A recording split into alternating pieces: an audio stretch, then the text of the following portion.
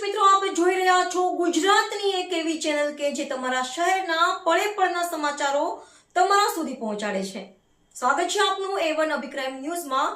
હું છું એન્કર અર્પિતા પટેલ.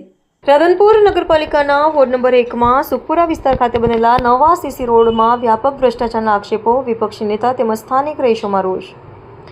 રાધનપુર નગરપાલિકામાં વોર્ડ નંબર 1માં તાજેતરમાં જ બનાવવામાં આવેલા નવા સીસી રોડના કામમાં મોટા પાયે ભ્રષ્ટાચાર અને હલકી ગુણવત્તાની સામગ્રીનો ઉપયોગ કરાયો હોવાનો ગંભીર મામલો સામે આવ્યો છે.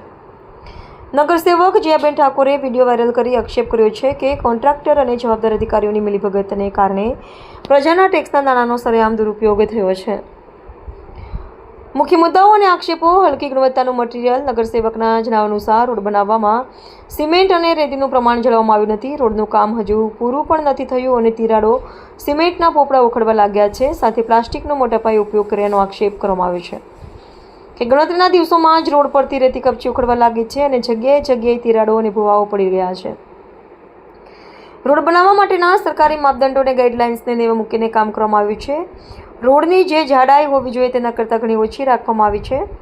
અધિકારીઓની ચૂપકીદી. આ બાબતે સ્થાનિક લોકો દ્વારા વારંવાર રજૂઆતો કરવા છતાં નગરપાલિકાના જવાબદાર એન્જિનિયર કે અધિકારીઓએ સ્થળ તપાસ કરવાની તસદી લીધી નથી, જેથી તેમની ભૂમિકા સામે પણ સવાલો ઊભા થઈ રહ્યા છે.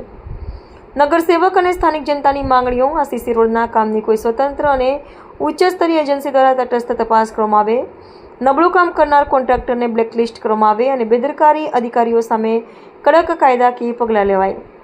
પ્રજાની સુવિધા માટે આ રોડનું ફરીથી યોગ્ય ગુણવત્તા સાથે નવેસરથી નિર્માણ કરવામાં આવે. નગર સેવક જયાબેનનું કહેવું છે કે જો આગામી દિવસોમાં બાબતને યોગ્ય ન્યાય નહીં મળે તો તેઓ નગરપાલિકા કચેરીએથી હલ્લાબોલ કરશે અને આ ભ્રષ્ટાચારની ફરિયાદ ગાંધીનગર RCM અને વિજિલન્સ વિભાગ સુધી પહોંચાડશે. રિપોર્ટર ભરત ઠાકોર, કચ્છ.